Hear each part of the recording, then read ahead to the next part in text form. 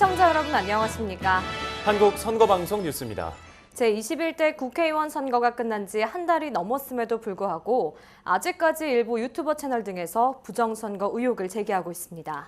이에 중앙선관위에서 사전투표와 개표 과정을 시연하는 장면을 언론에 공개했습니다. 그 현장을 소개해드립니다.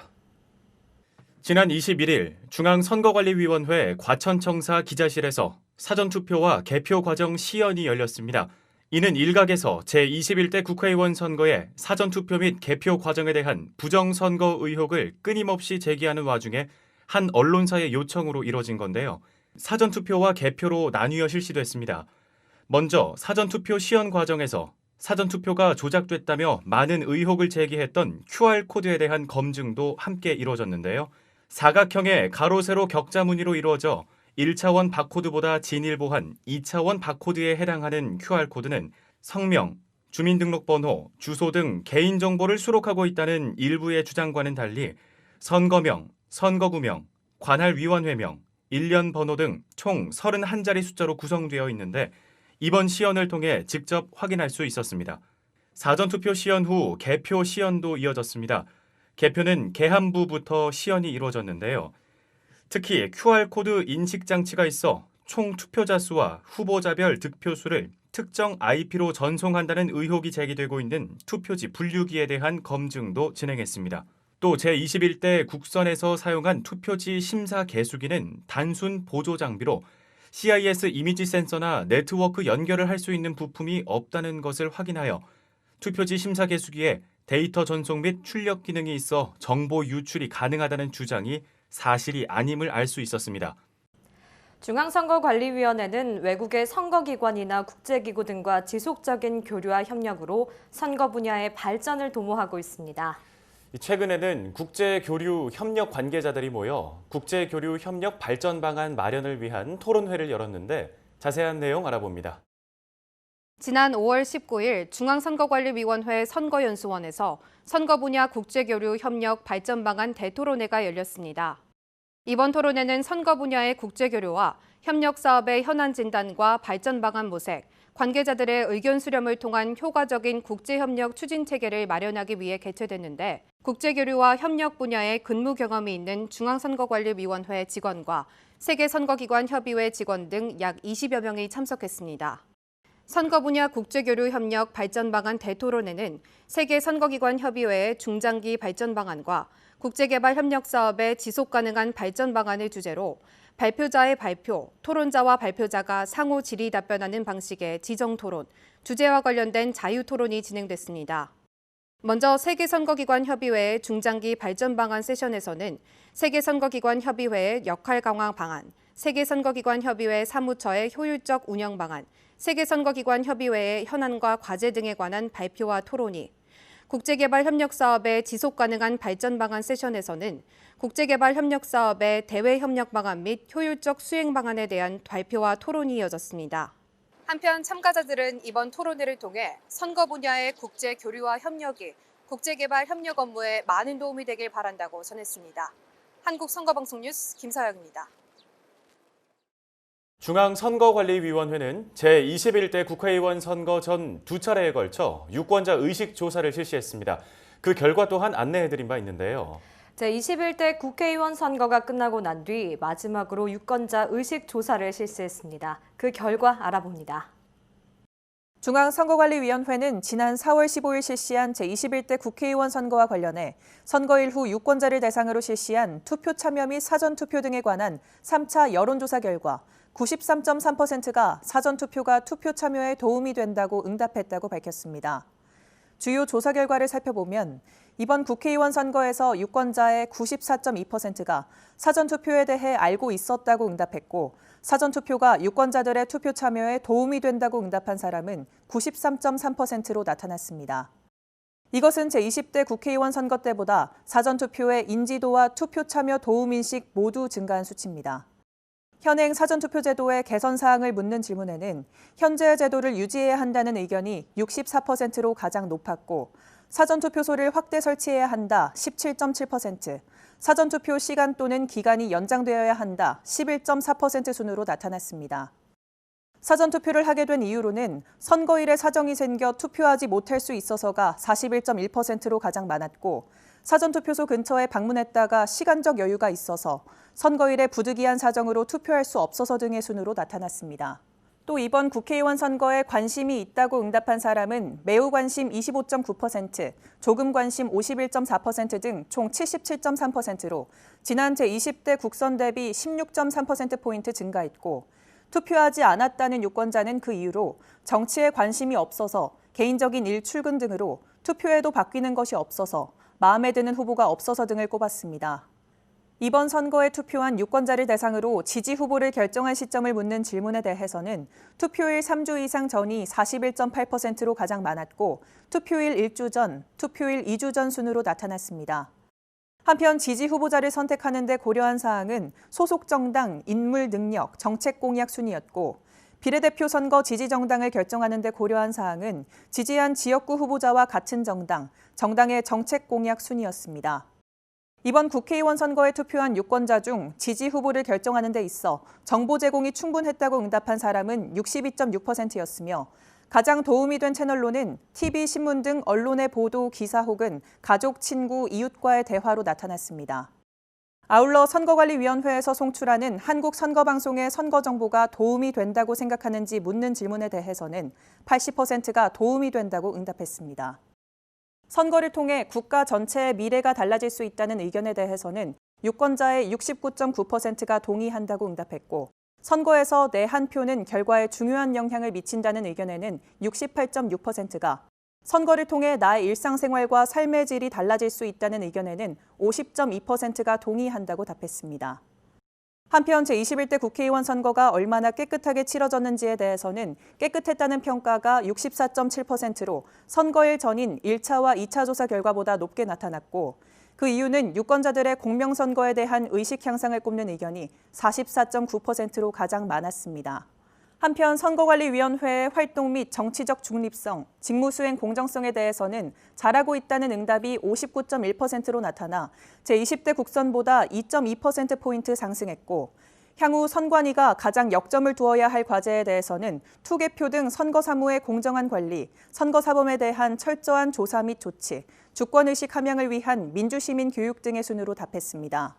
이번 조사는 중앙선관위가 한국갤럽조사연구소에 의뢰하여 전국의 만 18세 이상 유권자 1,500명을 대상으로 지난 4월 16일부터 5월 6일까지 태블릿 PC를 활용한 1:1 개별 면접조사 방식으로 진행하였으며, 표본 오차는 95% 신뢰 수준에서 플러스 마이너스 2.5%포인트, 표본은 2020년 3월 기준 성, 연령, 지역별 주민등록 인구에 따른 비례 할당 방식으로 추출했습니다.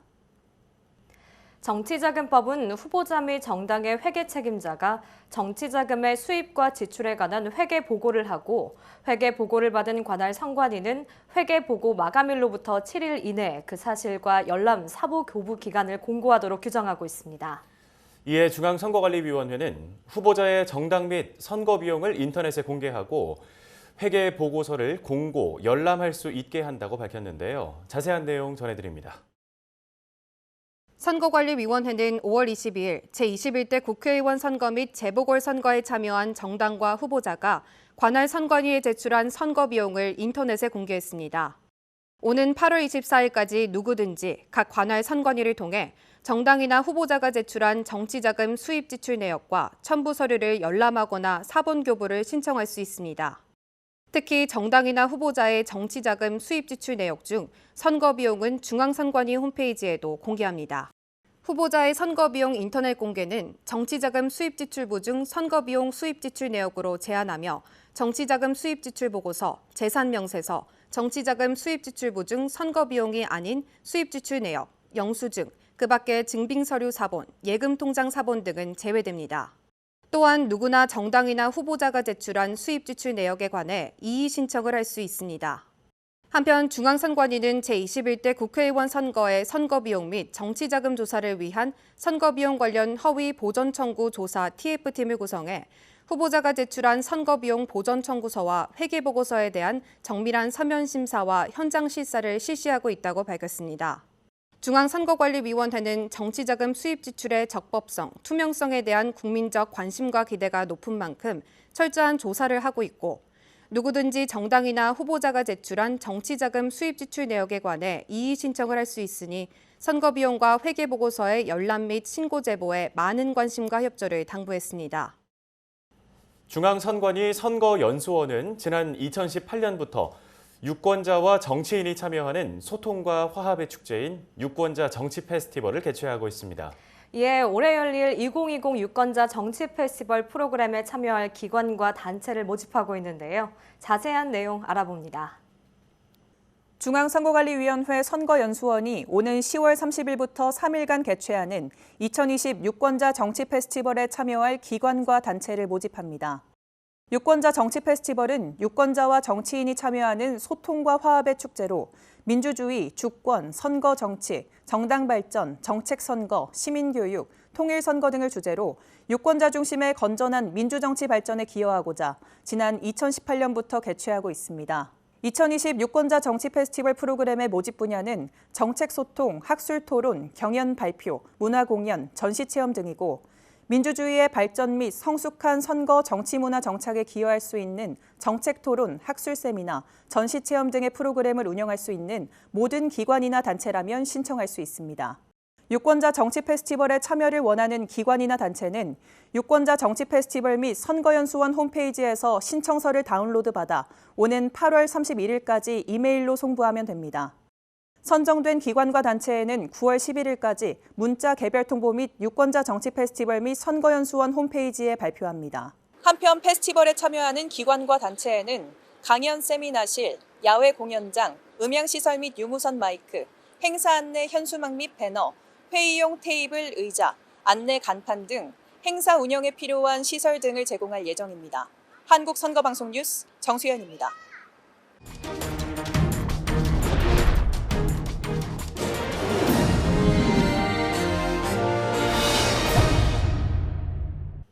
이번에는 이것이 궁금하답니다.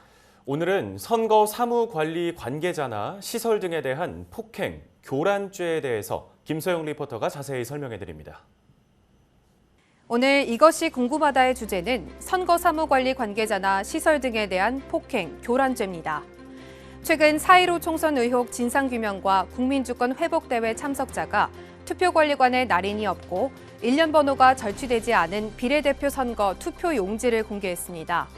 이에 중앙선관위는 이 투표용지는 성명불상자가 자녀 투표용지 중 일부를 탈취한 것으로 추정하며 투표용지 탈취 행위는 민주적 선거 질서를 해치는 중대한 범죄로 진실을 밝히기 위해 대검찰청에 수사를 의뢰했는데요. 이에 공직선거법의 해당 조문에 대해 알아보도록 하겠습니다. 공직선거법 제244조는 선거사무관리 관계자를 폭행, 협박, 유인 또는 불법으로 체포, 감금하거나 폭행이나 협박을 가하여 투표소, 개표소 또는 선관위 사무소를 소요 교란하거나 투표용지, 투표지, 투표보조용구, 전산조직 등 선거관리 및 단속사무와 관련한 시설, 설비, 서류 등을 은닉, 손괴, 훼손 또는 탈취한 자는 1년 이상 10년 이하의 징역 또는 500만 원 이상 3천만 원 이하의 벌금에 처한다고 규정하고 있는데요. 이 법은 선거사무관리 집행의 원활한 수행을 위하여 선거사무관리 관계자를 보호하고 선거 관련 시설 내의 질서를 유지하며 선거에 관한 설비, 서류 또는 인장 등에 대한 훼손 행위를 규제하기 위해 만들어졌습니다. 공직선거법 제244조는 선거사무관리 관계자에 대한 폭행, 협박, 유인, 불법 체포, 감금, 투개표소, 선관위 사무소 등에 대한 소요, 교란, 선거관리 및 단속사무 관련 시설 등 은닉, 손괴, 훼손, 탈취 등 3가지로 나눠서 설명할 수 있습니다. 첫째, 선거사무관리 관계자에 대한 폭행 등에 대해 알아보겠습니다. 여기서 선거사무관리 관계자는 선관위의 위원, 직원, 공정선거지원단, 사이버 공정선거지원단, 투표사무원, 사전투표사무원, 개표사무원, 참관인, 기타 선거사무에 종사하는 사람을 말하는데요. 선거사무에 종사하는 자는 각급 선관위가 자체 규정에 의하여 위촉한 자로 선거사무에 종사하는 자라는 인식만 있으면 됩니다.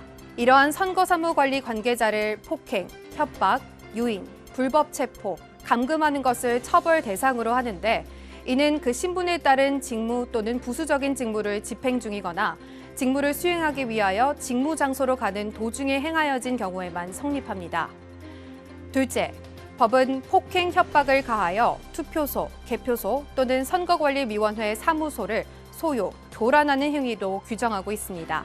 소요란 일정 장소에 있어서의 폭력적인 질서문란 행위를, 교란이란 특정 구역 내의 평온을 해치는 위계와 위력을 말하는데 투표소에서의 평온한 선거 사무 집행이 불가능하거나 현저히 곤란하게 할 정도일 경우에만 해당되고 선거 사무 관계자 등이 쉽게 제지할 수 있는 정도의 소란한 언동은 해당되지 않습니다. 선거관리위원회 사무소는 해당 선거의 관리, 집행, 업무를 담당하는 사무소를 말하며 해당 선거 사무와 무관한 선관위 사무소는 해당되지 않습니다. 또한 투표소 등의 시설 내부는 물론이고 그 건물의 주위 장소도 소요, 교란 행위로 인해 투표소 등의 질서와 평온을 해할 위험성이 있는 경우에는 행위 객체에 포함됩니다. 셋째, 선거관리 및 단속사무 관련 시설 등 은닉, 손괴, 훼손, 탈취 역시 범죄입니다. 선거관리 및 단속사무 관련 시설 등이란 투표용지, 투표지, 투표보조용구, 전산조직 등 선거관리 및 단속사무와 관련한 시설, 설비, 장비, 서류, 인장 또는 거소, 선상투표 신고인 명부를 포함한 선거인 명부를 말합니다. 투표용지는 구시군 선관위가 법정 규격에 따라 제작한 것을 말하며 투표용지에 선거인이 기표 절차를 마친 투표지는 유무효를 불문하고 투표함 안에 투입되기 전이나 투표함에서 꺼낸 후의 투표지까지 모두 해당됩니다. 또 투표 보조용구란 선거인이 사용하는 기표용구, 시각장애인을 위한 보조용구 등을 말하고 선거관리에 관한 시설, 설비, 장비는 투개표 사무에 관련된 것으로 전산조직, 기표대 및 칸막이 등에 해당합니다. 선거관리 및 단속사무에 관한 서류는 선거인 명부, 투표록, 개표록, 문답서 등 선거 및 단속사무의 수행에 필요한 제반 서류를 말합니다. 만약 4.15 총선 의혹 진상규명과 국민주권 회복대회에서 공개된 비례대표 선거 투표용지가 실제 개표장에서 탈취된 것이라면 공직선거법 제244조 위반에 해당하며 1년 이상 10년 이하의 징역 또는 500만 원 이상 3천만 원 이하의 벌금형에 처해질 수 있습니다. 어떠세요? 이제 궁금증이 좀 풀리셨나요? 선거사무관리 관계자나 시설 등에 대한 폭행, 교란죄는 공직선거법에서 유일하게 징역형과 벌금형 모두의 하한 규정을 두고 있을 정도로 민주적 선거 질서를 해치는 중대한 범죄에 해당합니다. 법에 위반되는 행위를 하지 않도록 각별한 주의를 기울여야 할 것입니다. 지금까지 이것이 궁금하다였습니다.